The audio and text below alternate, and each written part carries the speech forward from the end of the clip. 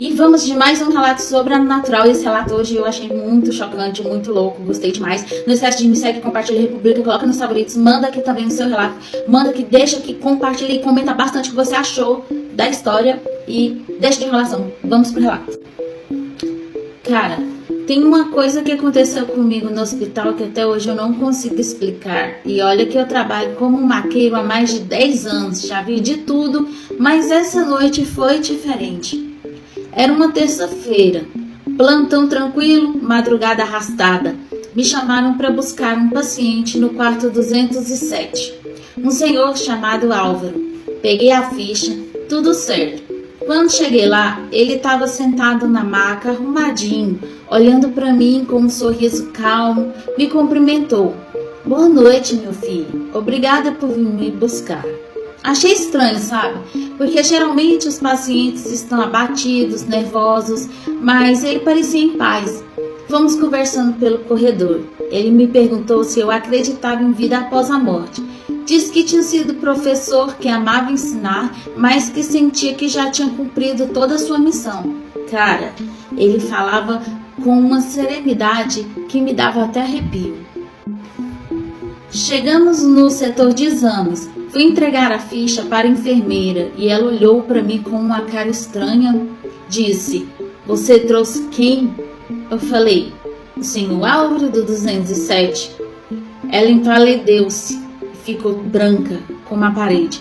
Me puxou para o canto e falou, o senhor Álvaro faleceu ontem à noite, às 11 horas da noite, e o corpo já foi até liberado e levado para a funerária. Jô, eu congelei. Voltei correndo pro quarto. Vazio, a maca estava lá, mas sem ninguém. E a ficha que eu tinha na mão não tinha nome, só o número do quarto, como se tivesse sido preenchida por ninguém. Fui atrás das câmeras de segurança com os amigos do monitoramento. No trajeto do quarto até o elevador, só aparece eu, empurrando uma maca vazia, conversando sozinho, como se ele nunca tivesse estado ali e que eu parecesse um louco, falando com nada e com ninguém. Depois disso, fui pesquisar sobre o Sr. Álvaro e olhar nos seus relatórios. Era tudo verdade. Ele existiu, tinha falecido naquele horário, naquele dia, e era professor aposentado. Morreu de parada cardíaca.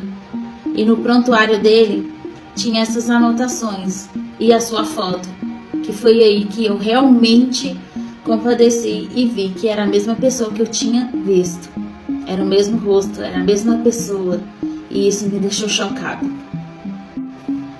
Desde aquele dia eu nunca mais entrei no 207 sozinho. E tem mais, outros funcionários já relataram sentir presenças ali, vozes baixas, portas que se fecham sozinhas, mas ninguém fala muito, ninguém quer se passar por louco, porque a maioria não vai acreditar mesmo. É como se o hospital aceitasse que tem coisa que não dá para explicar. Todo mundo já está acostumado com o que acontece estranho lá dentro. E eu te digo, cara, às vezes o que a gente chama de silêncio é só alguém esperando para ser ouvido, e naquela noite fui eu que ouvi. O azar foi meu, eu que me dei mal. Nem as câmeras pôde me ajudar nesse momento. Só ficou eu e o que eu senti no momento como a prova do que aconteceu naquela noite. Chocante, relato muito, muito bom. Não esquece de deixar o comentário aqui o que vocês achou da história do nosso amigo. Me segue, curte, compartilha, republica, coloca nos favoritos seu vídeo para mais relatos. Não deixe de mandar o seu também. Rede vizinha, Instagram, Verdinho, qualquer uma das redes vizinhas pode estar mandando que a gente lê aqui.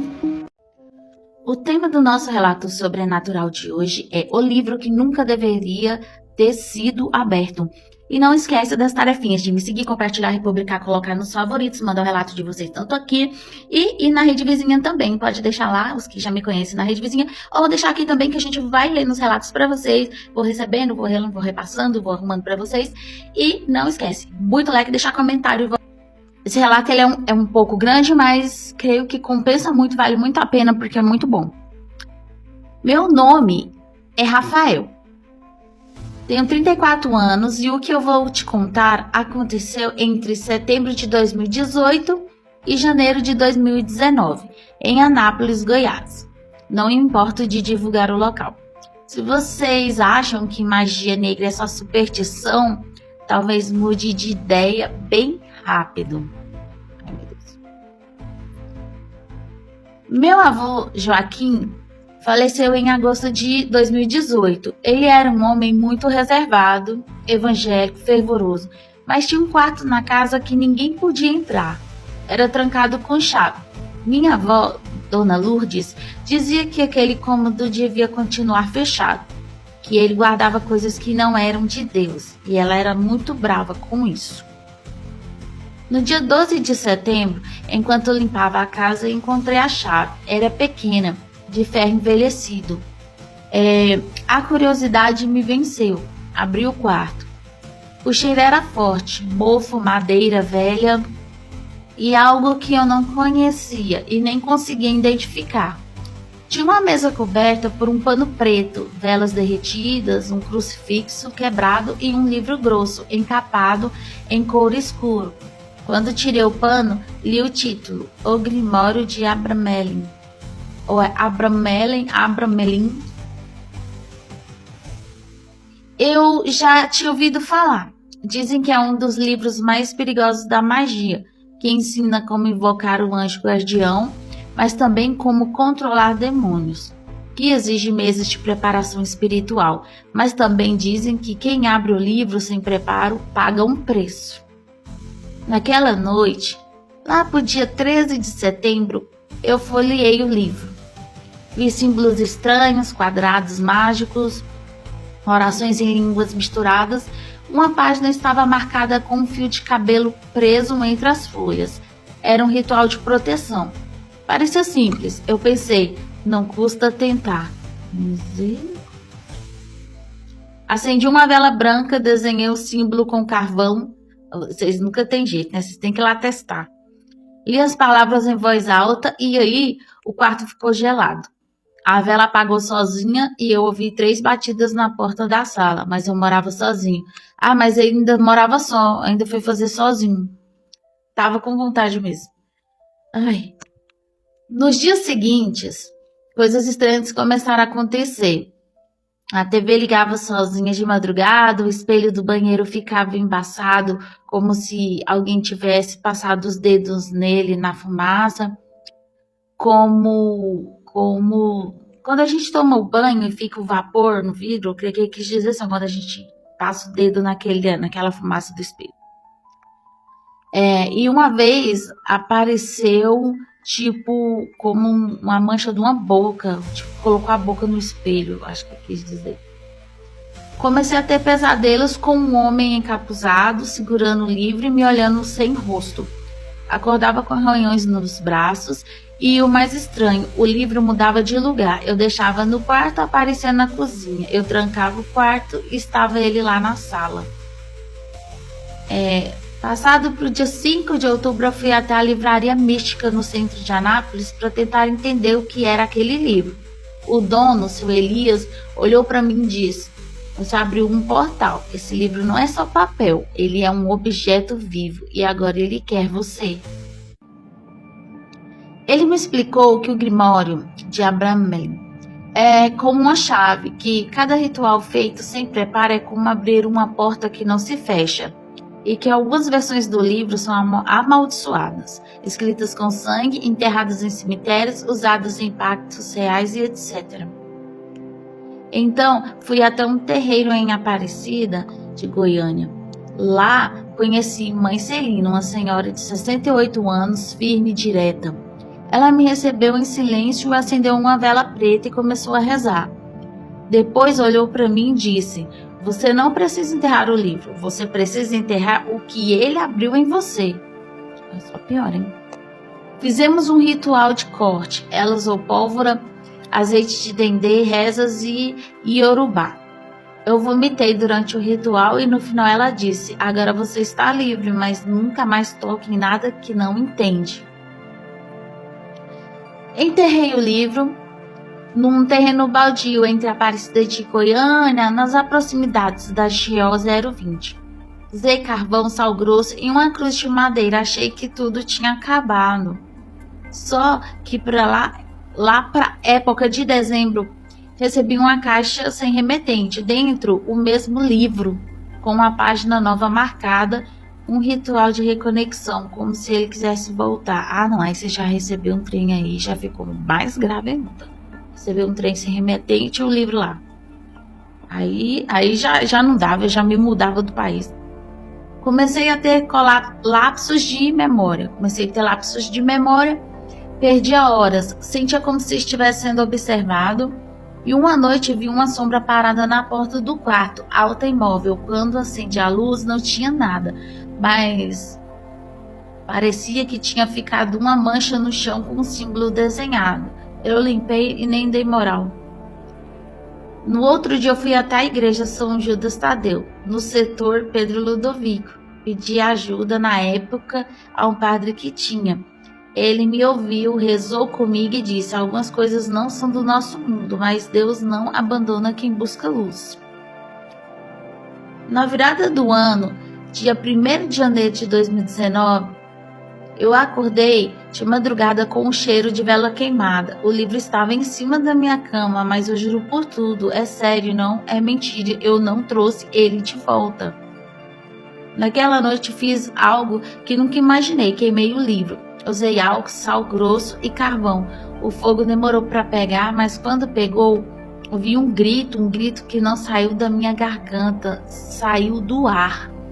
Desde então nunca mais tive pesadelos, mas toda sexta-feira de manhã a minha televisão continuava ligando sozinho.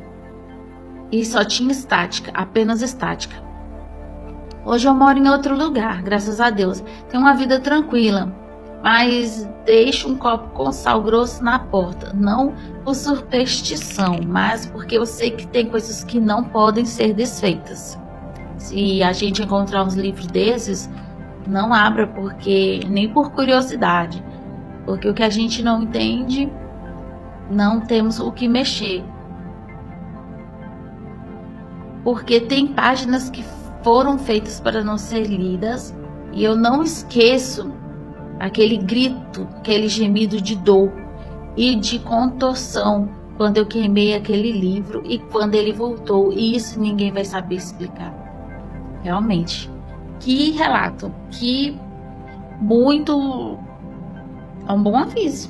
É um bom aviso. Não mexa no que não entende. Não mexe no que não entende. Tem gente que gosta de ficar comprando livro de São Cipriano, livro disso, livro Gregório disso, daquilo, e não sabe onde está se metendo. E fazendo coisas por curiosidade. Não dá, gente, não dá. Deixa aqui seu comentário, manda seu relato também. Deixa muito like e fala o que vocês gostou, o que vocês achou do relato do nosso amigo. O nome deste relato de hoje que eu recebi é Ele Veio Me Avisar. Lembrando de me seguir, compartilhar e publicar, coloque nos seus favoritos, que isso me ajuda bastante. E deixe também muito comentário, muito coraçãozinho do que acharam, que isso ajuda a manter o canal e ajuda também a receber muitos relatos para continuar fazendo vídeo. E vamos lá. Meu nome é João, eu sou de Goiânia e o que vou contar aconteceu em 2019. Eu tinha 23 anos na época e um dos meus amigos mais próximos, que tinha uns 28 anos, enfrentava uma batalha silenciosa contra a depressão e o vício em drogas. Apesar de tudo, eu gostava muito dele. Era daqueles amigos que, mesmo quebrado por dentro, tentava sorrir por fora. Lembro que no sábado à tarde ele apareceu na minha casa, estava mais calado que o normal. Um olhar perdido, abatido. Eu senti que algo não estava bem. Para tentar animá-lo, peguei a moto e saí com ele para lanchar, conversar, tomar uma cervejinha. Conversamos, rimos um pouco e por um momento parecia que tudo estava em paz. Mas era só aparência. Uma semana depois, numa noite qualquer, eu estava em casa com a minha namorada assistindo filme por volta das 23 horas. Fui até a cozinha pegar pipoca e ela ficou no quarto, que tem uma suíte. De repente, ela gritou: "Você não ia pegar a pipoca?" Achei estranho o tom. Respondi da cozinha: "Sim, tô indo." Mas ela gritou de novo, dessa vez assustada, e saiu correndo para o meu encontro. Os cachorros no quintal começaram a latir como se tivesse visto algo. Foi aí que pela porta da cozinha eu vi um vulto branco subir pelo muro e desaparecer. Fiquei paralisado. Ela me contou que viu um vulto branco passar pelo quarto e entrar no banheiro, e fomos até lá, e os shampoos e cremes estavam todos caídos no chão. Eu disse que devia ter sido vento, mas não contei o que vi. Não queria assustá-la mais.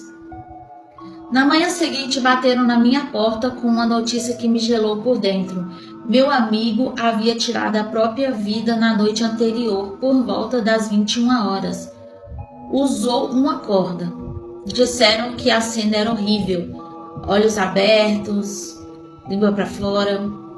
Eu corri para ver meu celular e havia uma chamada dele registrada às 22h50, quase às 23 horas, depois do horário em que disseram que ele morreu. Então, pelo que eu vi aqui, ele tinha ligado para você cerca das 21 horas. Mas tinha umas chamadas registradas dele quase às 22h50. Naquele momento tudo fez sentido. O vulto, os latidos, a sensação de presença. Eu acredito que ele veio se despedir, que tentou me avisar, e isso me dói até hoje. Eu fico pensando, se eu tivesse atendido, será que teria feito diferença? Será que ele estaria aqui?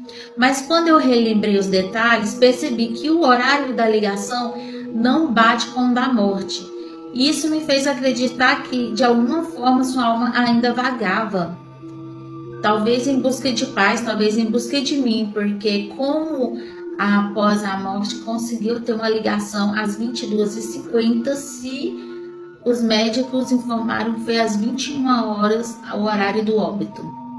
Desde então nunca mais olhei para aquela noite da mesma forma e nunca mais deixei de atender uma ligação e de ficar olhando o celular. E sinceramente até hoje eu fico muito triste com o que aconteceu com meu amigo. Incrível esse relato.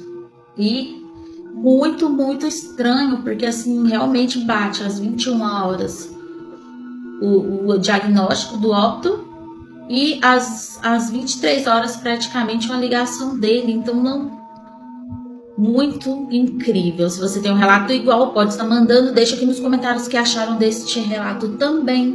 E não esquece de comentar, compartilhar, republicar e com o coraçãozinho